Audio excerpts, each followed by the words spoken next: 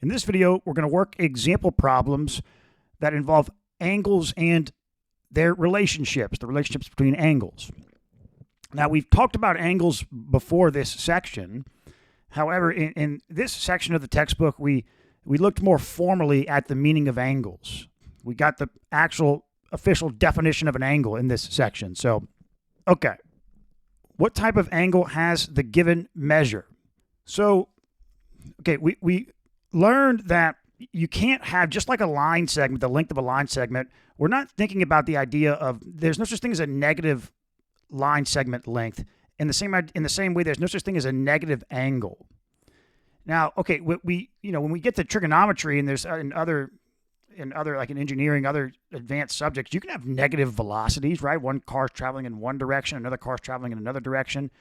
There's negative lengths that, negatives are, you can use negative numbers. But in geometry, we're really thinking about the physical world. And so from a pure geometrical standpoint, there's no such thing as a negative length. That doesn't make sense. There's no actual physical object that has a negative length. That's not how we think in geometry. And it's the exact same idea with an angle. There's no such thing as a negative measure of an angle. And in the same way, we know that we can think about the idea of going past a full rotation. So there's angles that are greater than 360 degrees. We learned that in trigonometry. But in geometry, no, there's not. Because what is physical space? It's one rotation, and that's it. So there's only angles measures between 0 and 360. Okay? So, all right. With that, what type of angle, then, is a 47-degree angle? What category do we put a 47-degree angle? Well, we call that an acute angle. What about 90 degrees? Is that acute? Is that obtuse? No, it's neither. We know that this is a right angle. What about 137.3 degrees? What category is this? Well, that is obtuse. Okay, same question. 115 degrees, we know that's obtuse. 180 degrees, is that obtuse? No, that's a straight angle. All right, now 36 degrees, that's acute. Now, the only example they didn't give us was, what about something between 180 and 360? That's called, those angles are reflex. What relationship, if any, exists between two angles? So with measures 37 degrees and 53 degrees, is there a relationship between these two angles? Well, when we think about the relationship between two angles, you could have maybe two angles could be adjacent, maybe they're congruent. Okay, well, adjacent doesn't come into play here. We'd have to see an image. Well, these aren't congruent. So there's, what other relationships did we learn? Well, there's complementary and supplementary. So do these angles add to 90? 53. Yes, so these are complementary. Okay, what about these two? Are these complementary? Well, no, they're not complementary. What about supplementary? 143.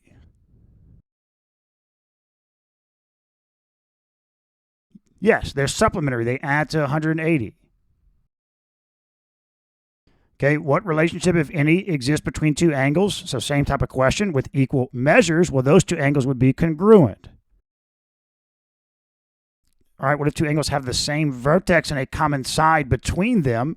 Well, that's the description of angles that are adjacent. They have adjacent sides. So, okay, we've got, so these two angles here, alpha and beta, have adjacent sides. Here's the adjacent, well, okay, no, they have a common side, one common side. So one common side, there's the common side, and then they also have the same vertex. There you go. So these are adjacent angles. Adjacent, put a C here. Describe in one word the relationship between the angles. So, okay, angle ABD and angle DBC. Well, these are adjacent. These are adjacent. They share a common side. So like the sides of this angle alpha is this side BD and this side BC. The sides of angle beta are the sides BA and BD. So they share the side BD, and they also have a common vertex. So these are, in one word, these are adjacent. Okay, angles 7 and 8, these are vertical angles. Vertical. And the textbook mentioned, not officially yet, but vertical angles are congruent. So we could also say congruent. What are vertical angles? Well, okay, you've got to have vertical angles, you have to have two lines that are intersecting, and it's going to be, and when two lines intersect, there's going to be some random plane in 3D space, and you can imagine then kind of putting that plane, rotating 3D space to where that plane is in line with your computer screen here. Now you can look at the angle, the intersection like this, and you're going to have a pair of adjacent angles here and here, as well as a pair of adjacent angles here and here. Okay, but the two, there's going to be a pair of angles that aren't adjacent here and here and here and here. Those are the vertical angles. All right, angles 1 and 2 are, let's see, does the 90 degrees mean anything? To me, these are just adjacent. Oh, well, no. Yeah, well, that is true. Yes, I could say adjacent. That's not wrong, but probably what they're going for here is that they're not just adjacent, they're also complementary. They add to 90. Okay, here, these are adjacent angles, but what they're going for is that these are actually supplementary. They add to 180. Angle EFG is a straight angle, which measures 180, so you can see angle 3 plus angle 4 is 180, so these are supplementary angles. Must two rays with a common endpoint be coplanar? Must three rays with a common endpoint be coplanar? So the first question is going to be yes.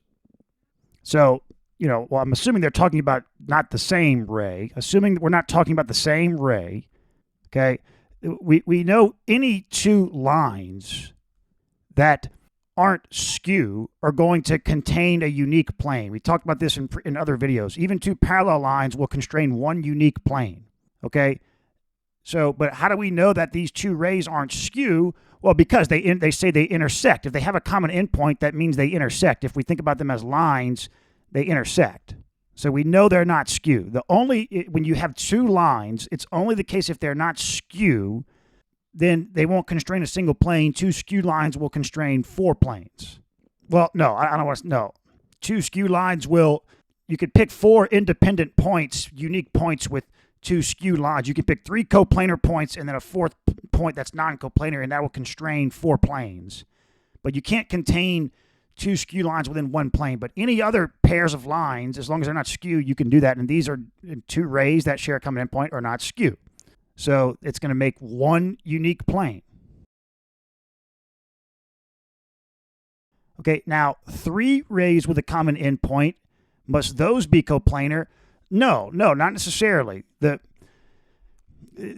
2 rays, yes. So, okay, yeah, like it's similar to how 2 points constrain a line. We could have picked a different ray than this, like the second ray, and that would have been a different plane. So we pick a different ray, then that's going to constrain a different plane, but it's still 2 rays, 1 plane. All right, now, but if we pick a third ray, but we can go, okay, these 2 rays constrain a plane, but we can absolutely make a third ray that goes out of the plane, but shares that common endpoint. So no, the answer to part 2 is no. They could be, but they don't have to be. Suppose that ray AB, ray AC, AD, AE, and AF are coplanar. So AB, AE, AD, they list all of these. So classify the following as true or false. So these are all coplanar. So in that case, the measure of angle BAC plus the measure of angle CAD is equal to the measure of angle BAD. Is that true? measure of angle BAC plus a measure of angle CAD is equal to the measure of angle BAD. That's true. Those are adjacent angles. You can just add them to get the full net angle. Angle BAC is congruent to angle CAD. So this angle is congruent to this angle. I mean, we don't have enough information. I would say false. They don't give it. It could be, I guess, false, because they don't tell us that this is that ray AC bisects BAD. But I mean, I guess it visually doesn't look like it either. But I guess since they don't tell us that this is a bisector, then false. The measure of angle BAE minus the measure of angle DAE is equal to the measure of angle BAC. So the measure of angle BAE minus the measure of angle DAE is equal to the measure of angle BAC. No, that's going to be, if they replaced BAC with BAD, that would be true, because you take BAE and you take this out and you're left with BAD, not BAC. So false. Angle BAC and angle DAE are adjacent. So angle BAC and angle DAE are adjacent. No, they don't share a common side. They share a common vertex, but not a common side. Measure of angle BAC plus measure of angle CAD plus measure of angle DAE is equal to measure of angle BAE. That's true. This angle plus this angle plus this angle is this entire angle.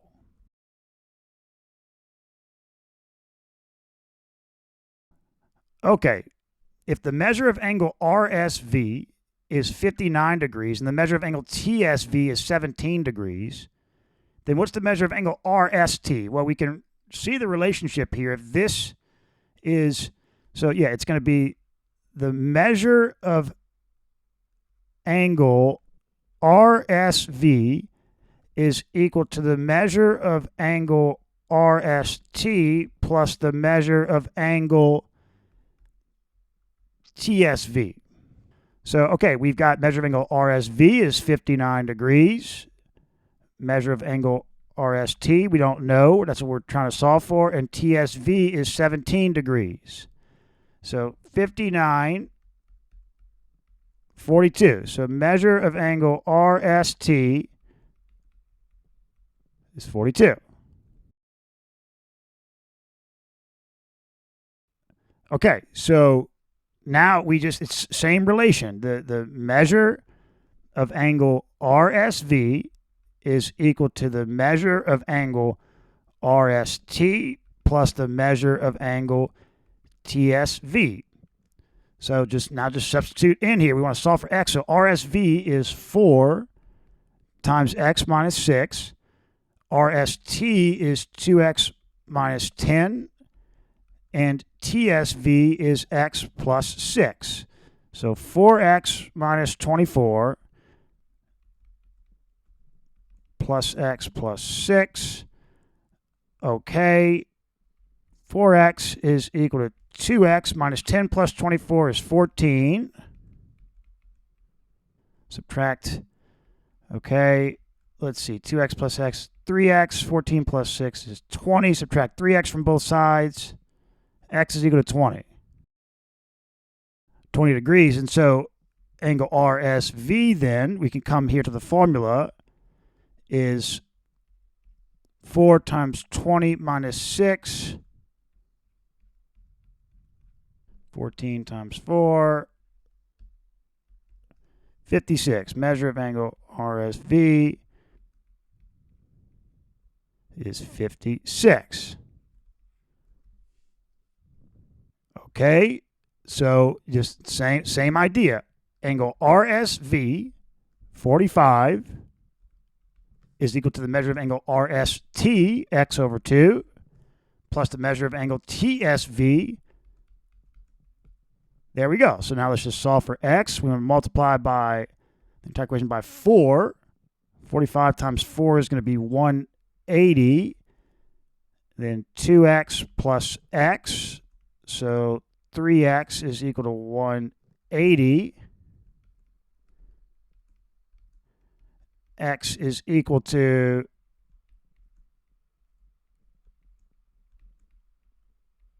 So 60 degrees. Now,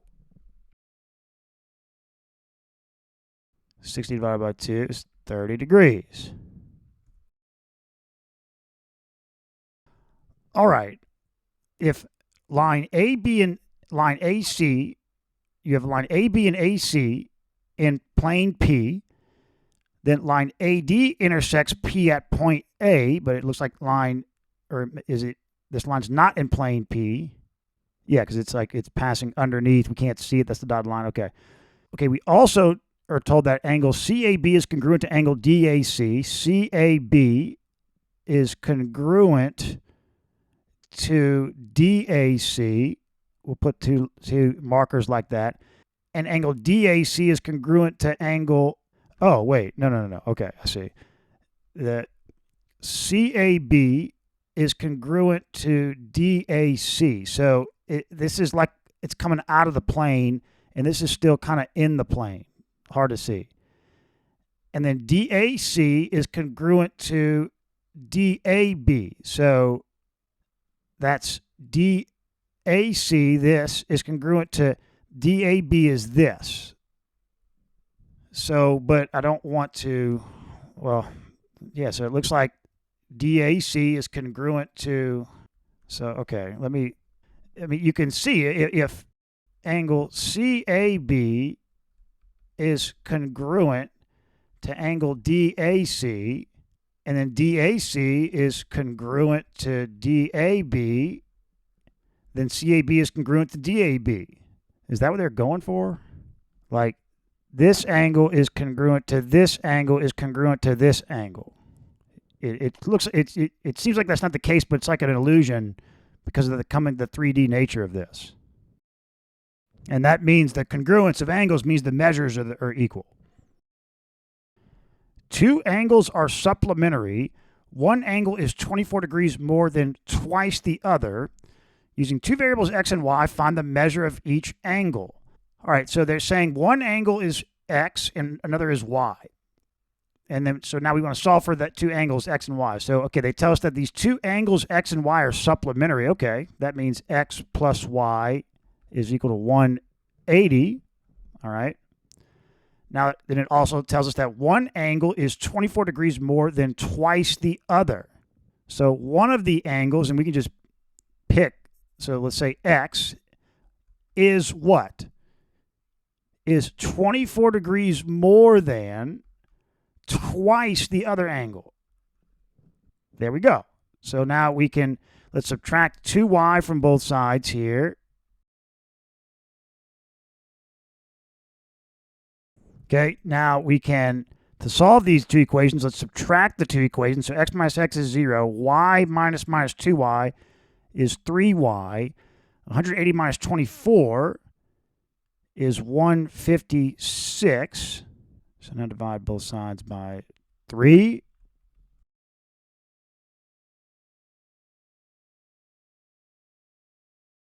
So y is 52 degrees. Now, x plus y is equal to 180, so if we take 180 minus 52, x is 128 degrees. On the protractor shown, ray NP bisects angle MNQ. So ray NP bisects angle MNQ. So find, what is this angle here? Well, okay, if ray NP bisects MNQ, then we know that this angle is equal to this angle.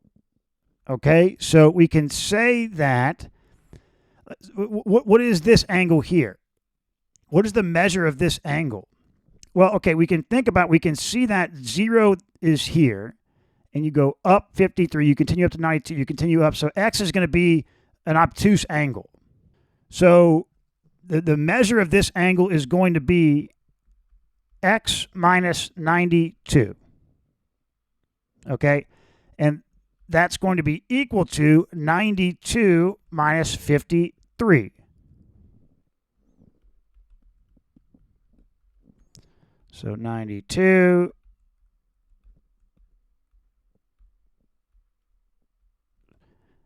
39. So x is equal to 92. So 131 degrees. Okay, classify as true or false. If points P and Q lie in the interior of angle ABC, then segment PQ lies in the interior of angle ABC. So, yeah, what is the meaning of the interior of an angle? So we know that the definition of an angle, the exact definition, is two rays that share a common endpoint, so which is the vertex of the angle. So these are these two rays here that share a common endpoint. Interior, a point, so, but, okay, these are rays, though, so these extend out infinitely to infinity. So a point is in the interior of the angle if it's within this, like, in this range. Like, it's not just within here. Like, this is, so, like, this is in the interior of the angle, and so is this point way over here. Okay? Now, on the angle means it's on one of the rays, but the rays are infinitely long. So this is on the angle, this is on the angle, but this is on the angle, and this is on the angle. And then exterior is anything out here. So if we've got this angle ABC, and then there's points P and Q are within the interior of ABC, then does that mean that segment PQ must be the interior of angle ABC? So the entire segment, well, yeah, absolutely. Yes. Okay, if points P and Q lie in the interior of angle ABC, then line PQ lies in the interior of angle ABC. No. You could say ray PQ, that would be true, because this would extend and it would never leave that area of the interior of the angle. But when you go the other direction, there you go. You leave the question here is the entire line. No. Okay, so false. All right, if points P and Q lie in the interior of angle ABC, then ray PQ lies in the interior. There you go. Yes, true. Ray PQ. So this was false. Ray PQ does. True. You know, you think about all this entire range here. Wait, no, I'm sorry. That's not right. In this case, that's true. But in general, that's not true, though. So this is false, but in this case, that's true. But okay, flip it.